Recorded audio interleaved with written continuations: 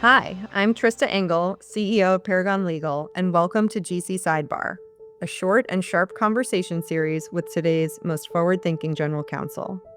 In just 4 questions, we cover the legal industry, leadership, careers, and a little fun. Today, I'm joined by Andrew Epstein, general counsel at Demandbase, an enterprise software company that helps B2B teams focus their sales and marketing efforts on the accounts that matter most. Andrew began his legal career at O'Melveny & Myers and tested the in-house waters as a secondee to Morgan Stanley before moving in-house to LiveRamp, rising to head of legal. He stepped into his first general counsel role at Demandbase in 2021.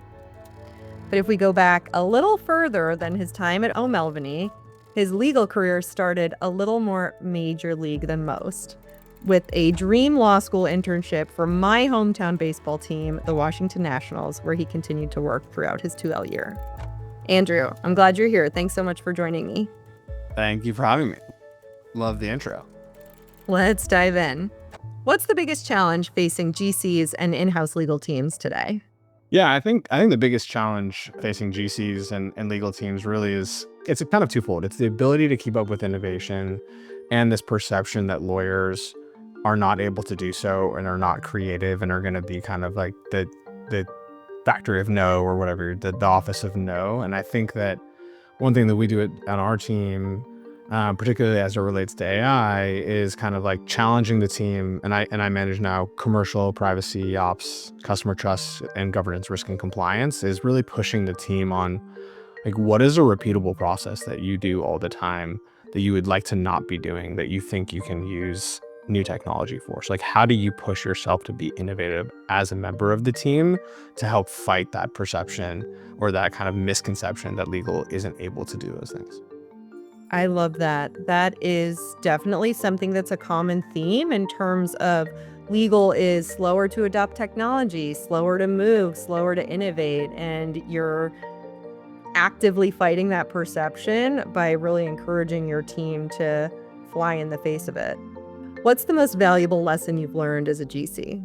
As a GC, one of the most valuable things that you don't realize right away is that you're in this unique role amongst the executive team typically, and sometimes often the board, where folks don't necessarily have a strong opinion or a perspective on how you run your organization. So like, what I mean by that is people will have opinions on like a sales strategy or a marketing strategy or profitability versus growth and all these things, but they don't necessarily have a strong opinion on kind of like how to run a legal team or how to run a legal strategy. And so if you need to get something across, if you need to get your point across, you really have to be able to frame a key initiative in a way that's going to be impactful to the listener and makes sense to the listener, depending on who that listener is, in order to move your agenda forward. So that comes into play when, arguing a position for a certain product perspective, or, going to your CFO and trying to get budget, explaining why you need budget, why legal ops is so important, for example, is one way that I can frame it. And so like, people are not going to go in with their own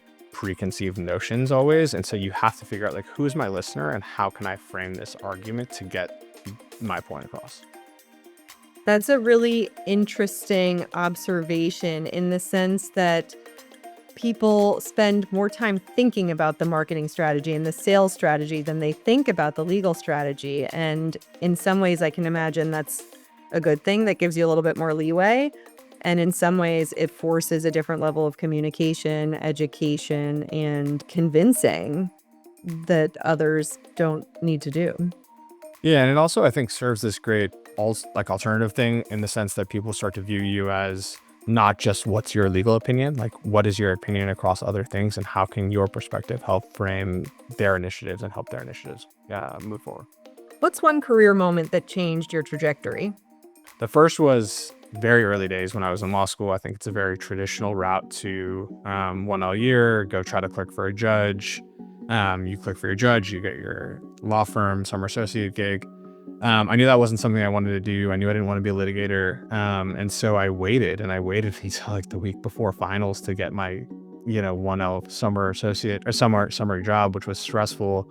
But I landed this gig at the Nats, and I actually took that job part-time throughout my 2L year as well. And being able to work in a GC's office, see a ton of different things, work at the baseball stadium, was really a unique opportunity that definitely opened some doors for me. But I think the second one is really when I was at LiveRamp, we went through this really interesting transaction in which we essentially spun out and sold our parent company and fellow subsidiary to kind of a quasi-competitor, and we delisted from NASDAQ. We relisted on NYSE. We had kind of like a mini IPO. I was working very closely with our GC at the time, but then for part of the transaction, kind of running that transaction on behalf of legal, it was like a massive, sort of very unique deal. Being able to do that, come out the other side of it, and then run ultimately the US legal team at LiveRamp from there kind of gave me the confidence to take the next step into like that GC role. What's something people watching might not know about you? I used to run a spoken word poetry event at UC Berkeley, and I was part of the collegiate poetry team there that actually ended up going to nationals. I started actually watching like Def Jam poetry when I was a kid growing up on HBO, and got interested in it, joined the team at Berkeley, and then created this event to raise money for breast cancer. It ended up being a really successful event, and did that all 4 years at Berkeley before I left. That is so cool. What a great endeavor and a great fun fact. All right, the bonus question. Who is your favorite fictional lawyer? Yeah, I think I'm going to knock this one out of the park, I think, because it's a fictional lawyer and also not a lawyer, and that is Mike Ross from Suits, who both is a real lawyer, but also on the show, not a real lawyer. So That you nailed it. I haven't gotten that response yet. Love it. Well, that was really fun, Andrew. Thank you so much for sharing your journey and your insights. thank you. Thanks for having me. All right, that's a wrap on today's episode of GC Sidebar. Catch more great conversations on our website at paragonlegal.com. Thanks for tuning in.